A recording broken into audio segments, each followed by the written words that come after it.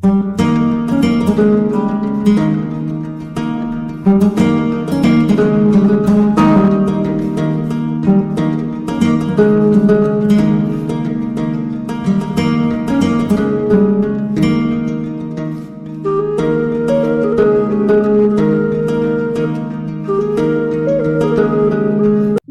বন্ধুরা, তোমাদের সবাইকে ব্লগার দি অফিসিয়াল চ্যানেলে অনেক অনেক স্বাগত। তো আজকের ভিডিওটা আমি শুরু করছি মূলত বিকেলবেলা থেকে। সবাই কেমন আছো? আশা করছি সবাই ভালো আছো এবং সুস্থ আছো। আজকে আমি সকালের দিকে কিছু জামা কাপড় ধুয়েছিলাম, কিন্তু এখন দেখি কি বৃষ্টি ভাব থাকার কারণে কিছুদিন ধরে এবং রোদও উঠছে না আমাদের এখানে, জানো তো। তার জন্য এখানে যে জামা কাপড়গুলো ধুয়ে দিয়েছিলাম বেশিরভাগই শুকায়নি। তার জন্য কি করছি, যেগুলো শুকায়নি ওগুলো একপাশে রেখে দেবো টিনের নিচে। সকালের দিকে তো শুকিয়েই যাবে, বাইরে থাকবে। আর এদিকে যে জামা কাপড়গুলো শুকিয়ে গিয়েছিল সেগুলো আমি ঘরে নিয়ে চলে এসেছি। এখন ওগুলো গুছিয়ে নিব। এখন বৃষ্টির দিন শুরু হয়ে গেছে, এখন ওই একটাই সমস্যা, অর্ধেক জামা কাপড় শুকাবে আর অর্ধেক জামা কাপড় একদমই শুকাবে না। তাই যেগুলো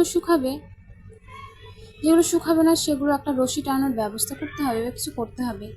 কারণ যদি রাত্রে বৃষ্টি হয় এবং রাত্রে জামা কাপড়গুলো আবার ভিজে যায় তাহলে কিন্তু একটা বাজে গন্ধ আসবে। তার জন্য তো বিছানাটা আমি সকালে গুছিয়ে নিয়েছিলাম, কিন্তু বিকেলে যেহেতু একটু ঘুমিয়েছিলাম তো বিছানাটা না এলোমেলো হয়ে রয়েছে। তার জন্য বিছানাটা আরও একবার গুছিয়ে নিলাম। প্রত্যেক দিনই জানো তো আমার প্রায় সব কাজ এরকমই মোটামুটি একরকমই থাকে। যেমন ঘর ঝাড়া, বাসন মাজা, এগুলো তো প্রত্যেকেরই কাজ, এই কাজগুলোই থাকে। সময় শুধুমাত্র একটু এদিক ওদিক হয়ে থাকে, যেমন এখনকার আধা ঘন্টা পর বা বেশি এরকমই হয়ে থাকে।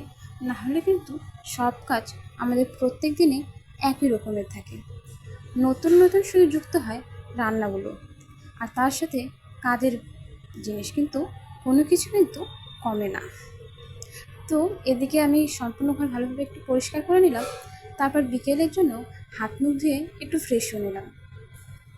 সারাদিন যে কাজকর্ম করা হয় বিকেলের দিকে যদি একটু ফ্রেশ না হয় তাহলে একদমই ভালো লাগে না। তার জন্য বিকেলের দিকে একটু ফ্রেশ হয়ে নিলাম।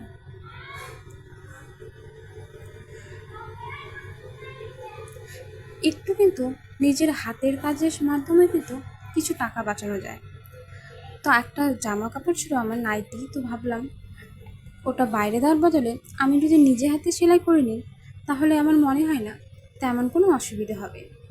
প্রথমে ভেবেছিলাম কি কিছুটা মাপ মতো করে নিয়ে নিচ থেকে কেটে নিয়ে তারপর ভাঁজ করে আবার সেলাই করব। কিন্তু পরে মনে হলো যদি নাইটিটা একবার নিচ থেকে একবার কেটে নিই তাহলে যদি মাপটা ছোট হয়ে যায় তাহলে কিন্তু আরেকবার জোড়া লাগানো সম্ভবই না। কিন্তু এখানে যদি আমি এটা যদি এক ভাঁজ করে সেলাই করি আর যদিও বা একটু ছোট হয়ে থাকে তেমন কোনো সমস্যা হবে না, আবার ভাঁজ করলে সেলাই করে নেওয়া যাবে। তো মাঝে মাঝে চেষ্টা করি কি নিজের কাজগুলো নিজেই করে নেবার, এতে যেই সময়টা এমনি এমনি বসে থাকি সেই সময়টাও চলে যাবে, তার সাথে হাতে কিছু টাকাটাও বেঁচে যাবে। এরকমই কিন্তু মাঝে মাঝে কুর্তি বা নাইটি যেগুলো সেলাই করা সম্ভব সেগুলো আমি নিজের হাতেই সেলাইটা করে নিই। আবার অনেক সময় হয় কি, যেমন পিছলা শাড়ি হয় সিনথেটিকের শাড়িগুলো, সেই শাড়িতে কিন্তু অনেক সময় দেখা যায় যে কুচি করে পরলে কিন্তু অনেকটা শাড়িটা ফুলে থাকে। সেখানে যদি কিছুটা কাপড় লাগিয়ে নেই, আমরা সবাই এইভাবে কাপড়টা লাগিয়ে নিই লেন্সটা, যাতে শাড়িটা পরতে আমাদের অনেক সুবিধা হয়। তো ওই সেলাইটা আমি নিজেই করে নিই, কারণ আলাদা করে কিন্তু একটা সেলাই করতে গেলে ওই ধরো মিনিমাম 50 টাকার মতন পড়বে। যেহেতু তারাও হাতেই সেলাইটা করে দিবে, আবার মেশিনেও করে, তো নিজেই যদি একটু ছোটো ছোটোভাবে সেলাইটা করে নেওয়া যায় তাহলে কিন্তু দেখতে বেশ ভালোই লাগে। তোমরাও আমাকে কমেন্ট করে জানিও যারা নিজের কাজ এইভাবে ছোটো ছোটো কাজগুলো নিজের হাতেই করে থাকো। তো এই নাইটিটা সেলাই করতে করতে এই আমার ধরতে গেলে সন্ধ্যায় হয়ে গিয়েছিল। তার জন্য আরও কিছুটা সেলাই করা বাকি ছিল, সম্পূর্ণ সেলাইটা একবারে করাই হয়নি। কিছুটা কিছুটা বাকি থাকার কারণে ওটা আবার রেখে দিয়েছি। ভাবলাম পরের দিন না হয় আরও একবার সেলাই করে নিব। তো এই কাজগুলো করতে করতে সন্ধে হয়ে গেলে আমি ঘরে জানালাগুলো বন্ধ করে নিব। প্রায় সন্ধে হয়েই এসেছে। আমার নাইটিটাও মোটামুটিভাবে সেলাই করা হয়ে গেছে। এখন শুধুমাত্র হাতার দিকটা বাকি।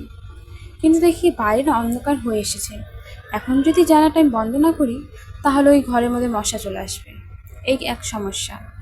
তার জন্য ঘরের জানলা বন্ধ করে আমি চলে আসলাম সন্ধ্যাবাতি দেওয়ার জন্য। তো আমাদের ঘরে কোন কোন ঠাকুর রয়েছে সেটা আমি তোমাদের দেখাচ্ছি, চলো। আমাদের গোপাল ঠাকুর রয়েছে, এদের হচ্ছে কৃষ্ণ আর লক্ষ্মীনারায়ণ ঠাকুর। তো সন্ধ্যাবাতিটা আমি দিয়ে নেব। আমরা কিন্তু গোপাল সেবা এই দিনে 3বার দিয়ে থাকি, তার থেকে বেশি দিতে পারি না। এই সকালে একবার শাশুড়ি মা দেন, একবার দুপুরে আমি দিই, আর একবার সন্ধ্যের আগে একবার দিই। কারণ সন্ধেবেলা তো সন্ধেবাতি দিব, তাই সন্ধেবাতি দেওয়ার কিছুক্ষণ আগে দিয়ে নিই।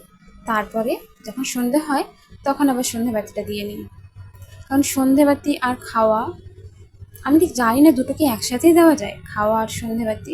তো দুটো আমি আলাদাই দিই। আগে ঠাকুরকে ভোগটা দিয়ে তারপর কিছুক্ষণ পরে আবার সন্ধেবাতিটা দিয়ে নিই। তো এখন আমি চলে যাব বাইরের দিকে। বাইরে মানে আমার ঘরে যাব, আমার ঘরেও দেখিয়ে আসবো প্রদীপ। তার সাথে বাইরে তুলসীতলা এবং গেটের সামনে গিয়েও আমি আমার প্রদীপটা দেখিয়ে আসবো। তো আমার ঘরে কোন ঠাকুর রয়েছে সেটা দেখাচ্ছি। আমার ঘরে রয়েছে কৃষ্ণ ঠাকুর। এই যে দেখো, উপরে কৃষ্ণ ঠাকুর রয়েছে আমার ঘরে। এরপর চলে যাবো আমাদের তুলসীতলায়। তো দেখো, আমাদের বাড়ির গাছে না খুব সুন্দর একটি ফুল রয়েছে, চলো তোমাদের দেখাই। আচ্ছা চলো, আজকের ব্লগ ভিডিওটা আমি এখানে শেষ করছি। দেখা হচ্ছে পরের ভিডিওতে। সবাই ভালো থেকো, সুস্থ থেকো।